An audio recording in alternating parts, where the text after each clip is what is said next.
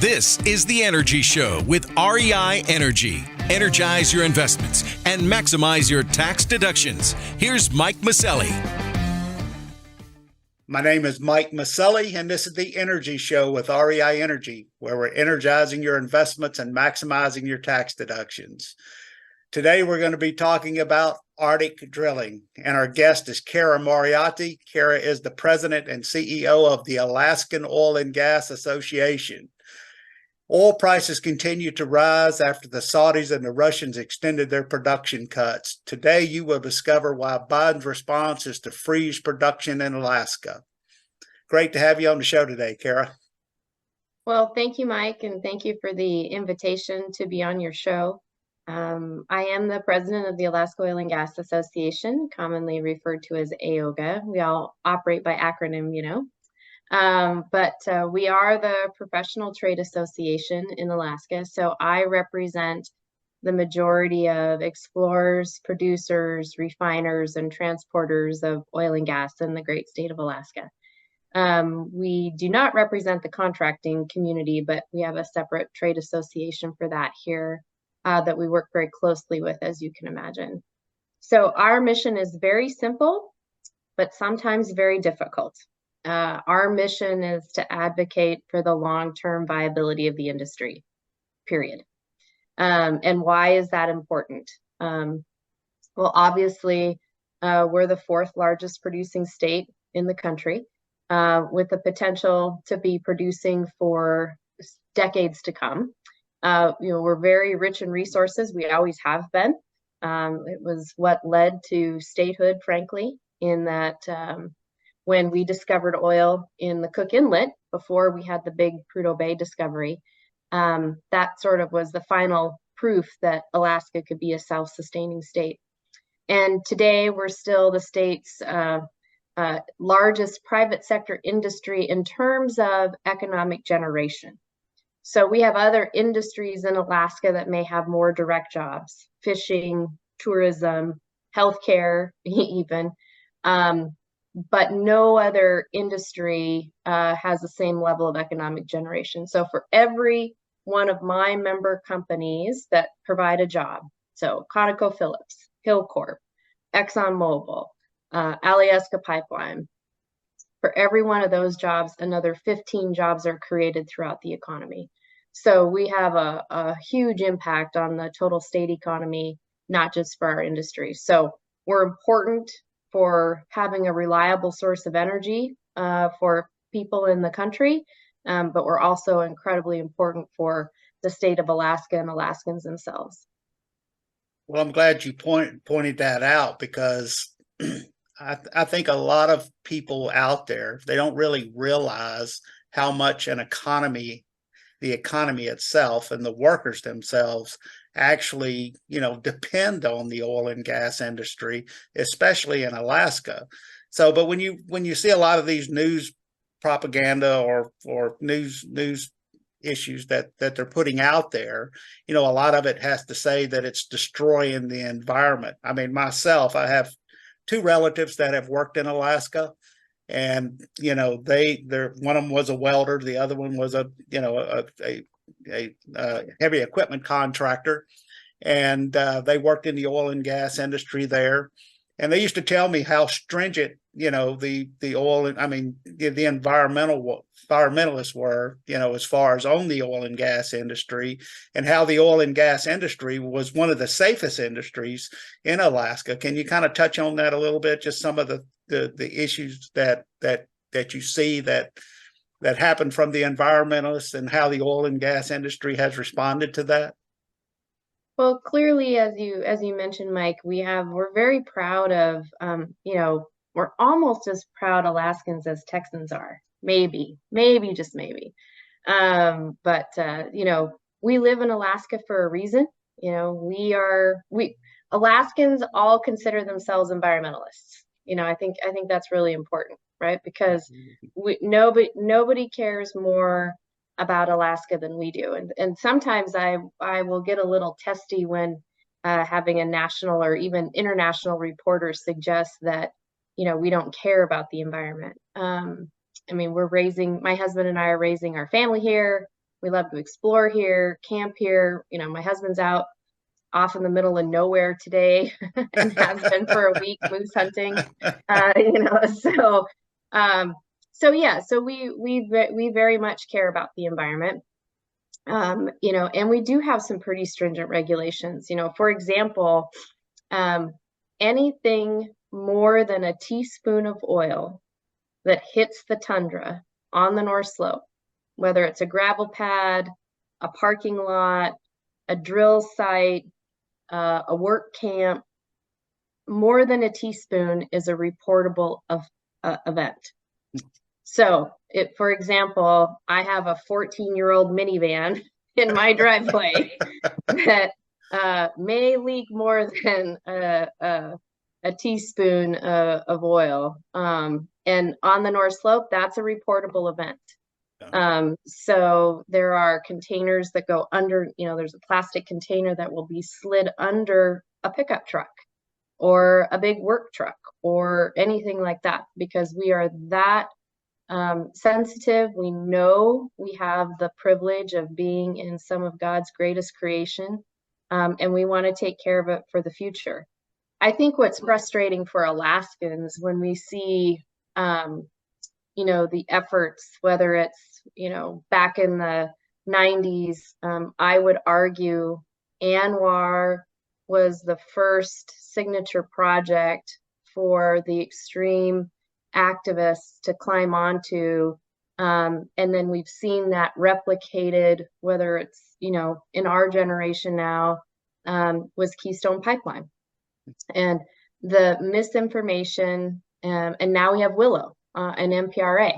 And so, you know, the misinformation that gets distributed is really, in my view, shameful in some ways. You know, for example, on the Big Willow project at ConocoPhillips and the National Petroleum Reserve that the Biden administration did approve back in March. You know, there with the advent now of social media, there were over 300 million TikTok views of anti-Willow information featuring penguins that were going to die in Alaska if Willow was developed. We don't have penguins in Alaska. So, and I'll tell you, it was global. My daughter was an exchange student last year in Austria through Rotary, and she was getting asked by her teacher in Austria and her Austrian teenage friends, why is your mom advocating for a project that's going to damage the planet? And so, you know, so it's, I think what's really then important, and so that's really frustrating for us. I mean, if we want to have a conversation about a public policy decision, let's have that conversation on fact. But the hyperbole and the misinformation that gets generated by extreme activists, in my view, is extremely shameful and is really damaging for you know, for the future generation of what they believe. I mean, if my daughter didn't have an oil and gas mom, she probably would have gotten sucked right into that whole movement, you know, because they're very impressionable and they want to protect the penguins, right? Who doesn't want to protect the penguin, right? But yeah, it's really, I mean, so it's then that makes shows like yours even more important, so that people like me have the opportunity to share with your listeners across the country that Alaska cares about the environment. We're very proud to live here. And even if the entire North Slope went away of Alaska, even if we stopped all production in the state of Alaska, all 500,000 barrels per day, the world is still going to consume oil and gas for decades to come. So the demand remains. There are a billion people who don't have access to energy today in this world. Why wouldn't you want to produce it here versus somewhere else? So if you were really an environmentalist who cared about the globe, you would be advocating for more development here than elsewhere, because nobody does it better than we do. I agree 100%. Alaska is a beautiful place, and the people there really care about the country, the countryside, and of course, as you were saying, the steps that are taken to produce oil and gas. Now, when you were talking about the Willow project, I mean, originally it was approved under, I guess, the Trump administration, and they were going to have 5 drilling pads, right? They were going to drill from 5 pads, and then I guess Biden and his administration came back and says, well, we're going to let you do it, but we only want 3 drilling pads. That means they're going to have 3 drilling rigs running. And of course, I imagine they're drilling directional wells out from under it. And it's my understanding is that that's about 650 million barrels of reserves. Is that correct? The total reserve, that sounds about right. The project is estimated to produce up to about 180,000 barrels per day. And honestly, the Willow project's first permits and the permitting process actually got started in the Obama administration. So when this administration said they needed to look at it some more, it's probably one of the most studied regions in the country. And then you top on, the Anwar, it's probably even more studied. But yeah, that project started its permitting process on the Obama administration. So that's roughly what, 10, 12 years ago, if not longer. And so I think a lot of people don't really understand that. I mean, when companies undertake these types of events, it's not to produce oil next year. It's to produce oil 10 to 20 years from now, just simply because all of the permitting issues that have to take place, the environmental studies that have to take place before, the operations actually occur. So I guess when you get to the point of a lot of these environmentalists that come out, or these green movements that comes out and delays these processes, I mean, in the future, oil and gas companies, not only oil and gas companies, but refineries, I mean, companies aren't going to want to make billion-dollar commitments if the government is not behind them as far as to produce the energy that they're spending the money for, because the climate continues to change. I mean, as far as the oil and gas climate itself, where a lot of these environmentalists are pushing to not develop these assets, and that's only going to cause energy prices in the world, I mean, in the United States, to continue to grow higher. Correct? Well, exactly. I think you've seen that today. I mean, you mentioned that, WTI is approaching 90, but if you go and look at Alaska North Slope, we have our own price index for ANS. We have been over 90. We closed at 96, I think, the other day, Monday, I believe. And so we have been over 90 here. And what's driving that? Who cut back on production? Saudi. So they cut back on production, prices go up. It's a very, this is an economic channel, right? It's very basic economics of supply and demand. So, and again, back to what I said, that the forecasts, whether it's an international forecast, whether it's our US forecast, the demand for oil and gas isn't going away for the next 3 to 4 decades. And traditional sources of energy, oil and natural gas, are still going to be over 50% of the globe's supply of energy, because it's reliable and it's consistent. And as my own member companies are developing solar, wind, we actually are, we have companies that are partnering with the university in Alaska to take old offshore platforms in Cook Inlet and potentially turn them into tidal energy producers. So, but it won't be our main supply. I mean, you're going to kind of need it all. And I think the other thing that's really important for your listeners to also understand is, when you talk about the indigenous community of Alaska and of Alaska Natives, the Alaska Natives, the vast majority of Alaska Natives do support oil and gas development, especially those who live the closest to it. And we do have a couple of vocal opposition of leaders in some communities. but they are the minority view. On the Willow project, for example, I think one of the reasons why the Biden administration, it was legally defensible. I mean, they had a legal obligation to grant that permit. But the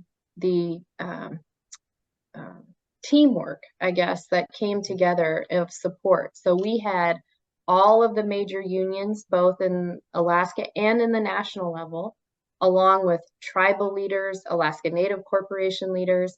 Our legislature, we have 60 members of the Alaska legislature, passed a resolution 60-0. And I need to go back and look and see when the last time the legislature passed a resolution unanimously. It just doesn't happen very often. You always have one or two naysayers just for fun, right? Right. But not on this project. I mean, we were completely united for a strong, because we know the company's going to do it right. We know the world needs the energy. It continues to provide. And as you said, these projects in Alaska, they don't turn on a dime like you have in Texas. Yeah. If the company sanctions the project, it's 2023, we won't have production until 2029, because you can't build facilities, 365 days a year. We need ice roads to get permanent structures out, because we care for the environment. You don't just get to go run around the tundra all day, every day. So. Well, it all comes down to energy security. I mean, with like you were saying just a little bit ago, that, now Saudis cut production, which is driving up prices. There's a more alliance with with Russia and China, and it's all designed to, obviously make the U.S. less secure, because we are getting to a point with this administration that they're trying to stop oil and gas drilling altogether, or fossil fuels. And so what they're doing is they're basically causing companies not to want to make those big commitments, as far as to develop those reserves. And I think that's a very important point you said, is that these things don't turn on a dime. It takes years and years for them to start showing the first dollar of return.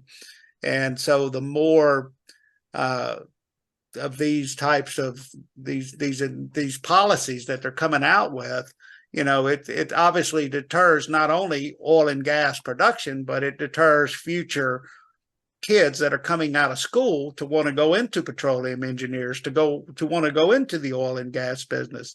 And they've spent close to $5 trillion worldwide on green energy, solar and wind, and today it's still only 3 to 4% of the total energy we use here in the world. So oil and gas is going to continue to be the number one energy source going forward, and we need to put forth the investment now to put those for that future generation, right?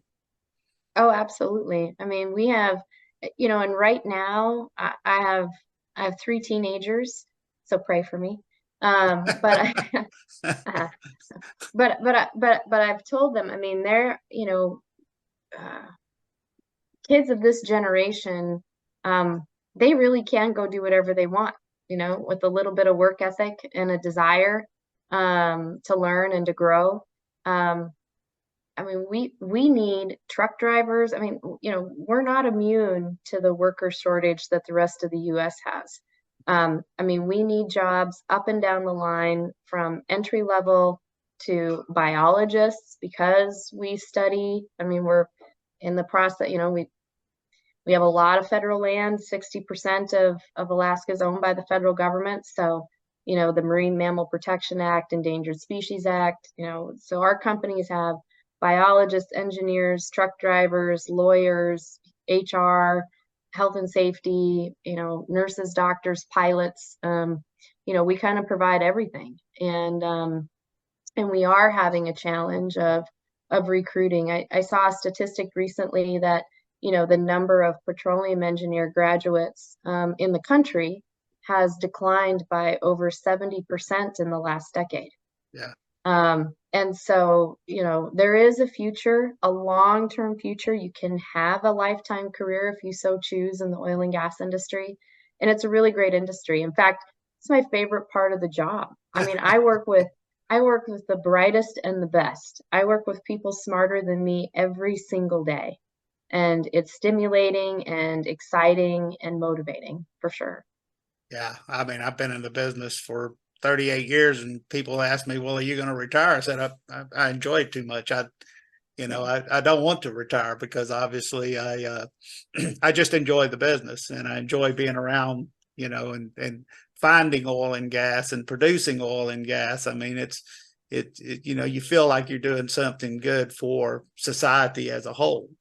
And so I know your group, the Oil and Gas Association, I mean, one of your jobs is obviously to attract, future oil and gas companies to come to Alaska. Do you find that more difficult now with all of this environmental push?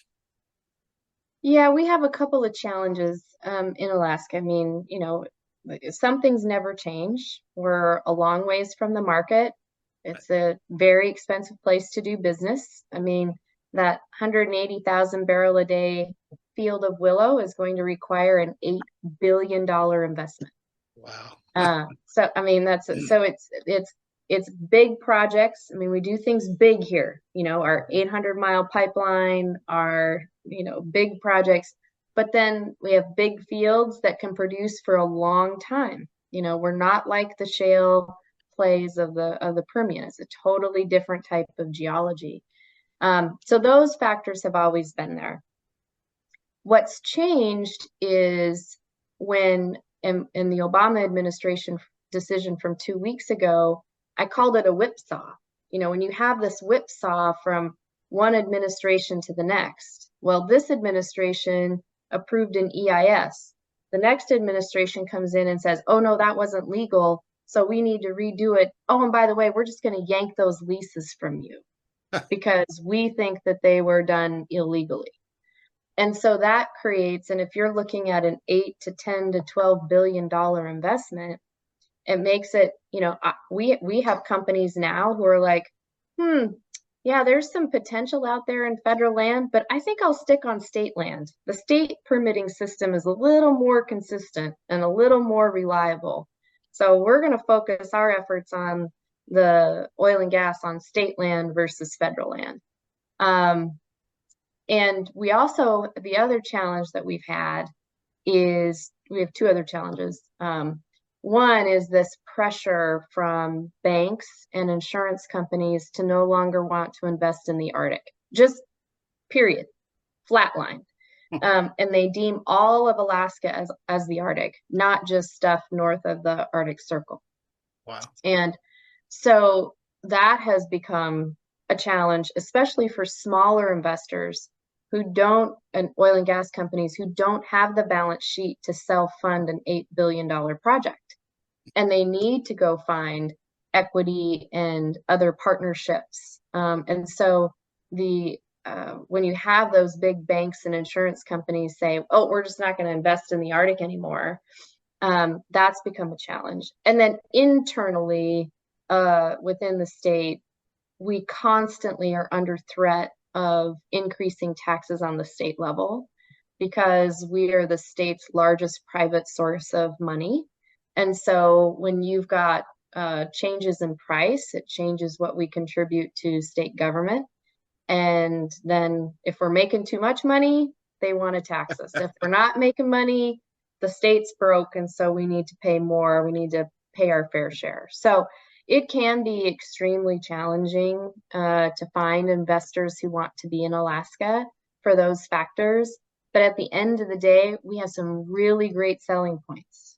When you're going in to make a deal, we have great rocks, we have great resource, we have a great labor talent. I mean, the people who are workers here want to live here. They have a great safety record, and we have a great track record on the environmental front. And we have great partnerships with the local communities and the local indigenous people of the Alaska Native community.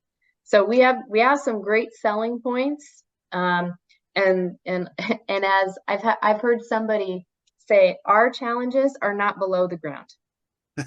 You know, when you talk about oil and gas development, our challenges are all above the ground and sitting around a regulatory or public policy desk. Yeah, I know Alaska has some tremendous reserves and just getting to develop them. But how much land is actually owned by the government in Alaska? I mean, is it 50% of the land or? 50, about 60% of the state of Alaska is owned by the federal government. I see. And then another 35-ish percent is owned by the state. Okay. And so the percent of private ownership or ownership of Alaska Native Corporation land is very minimal. We're complete opposite of where I grew up 30 years ago in South Dakota. But yeah. And yeah, I would imagine a lot of the people there obviously work in the oil and gas industry. What's the population you think that's involved somehow in the oil and gas sector? So we actually just completed an updated economic report, and we just released it a couple weeks ago. Our direct companies, like I said, the companies I represent, we employ about 4,100 employees. But then we spend over $4.5 billion in wages. Wow. And so when it's all said and done, so when you look at the amount of jobs that are created from goods and services, so contractors, supplies, I mean, we spend money with over 1,000 Alaska vendors, those direct companies. And then in addition to the jobs that are created from the state revenue, because last year we contributed about $4.5 billion to the state government. So all in, the total economic generation is just under 70,000 jobs in the state of Alaska, or about 16-17% of all workers, and all wages can be attributed back to us. Wow, that's amazing. Just under 20%. That's amazing. And I think that, it's hard because, if we've got an administration that wants to end fossil fuels, but not only that, the people that it's going to hurt the most are the lower middle class, because obviously, the people that the oil and gas, creates energy for. I mean, they're the ones that have to pay the higher prices. I mean, you've got oil prices and gasoline prices in California, almost $5.50 a gallon. And of course, here in Texas, I mean, gas prices, are, just about reaching $4, a gallon. I think we were at 360, 365 this morning. And, it just doesn't make a lot of sense on why, you would want to basically stop companies from producing more oil and gas. And it's not only gasoline. I mean, only about half of a barrel of oil, I guess, goes to gasoline, to manufacture gasoline. It's just all of the other, we use fossil fuel just in about everything we do. I mean, I think there's over 6,000 products that are made from hydrocarbons. So to start a war, I guess, well, it's not a war, but to basically try to implement these policies, I mean, it's just self-destructive. I think what also is frustrating is that nobody says we want a dirty planet. Like, right. I don't know anybody who says that. Of course, we all want to find, and we do it differently today than we did it 50 years ago. And the reason why the US had lower emissions over the last decade is because of the increase of natural gas. So, so I think what's frustrating is that, some of these policies seem to be driven by a very narrow narrative. And it doesn't look at the complete picture of what America needs and what's really going to be reliable and the most economical, as you said, because yes, oil prices going higher was really great for the state of Alaska's checkbook because of how dependent they are on oil revenues, but it is harder on the consumer. I mean, it is a double-edged sword. And so, you have to make the decisions looking at things holistically. And what I tend to see from this administration is they have a narrow view of or narrative and not looking at the complete picture for the needs of Americans. Yeah, no, I agree.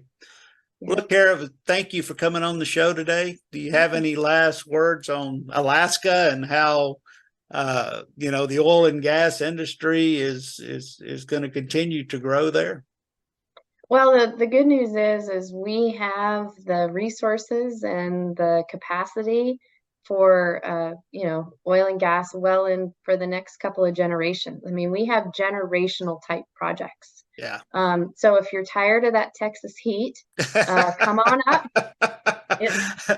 It's raining outside right now and about 43 degrees, and we got snow on the mountains. So if you want to beat the heat,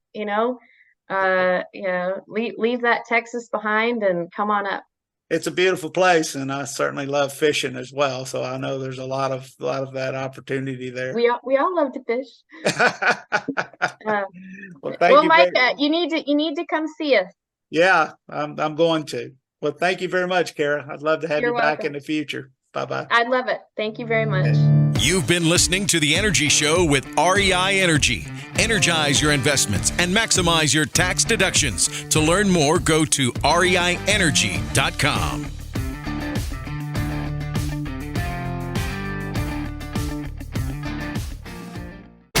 This podcast is a presentation of Rich Dad Media Network.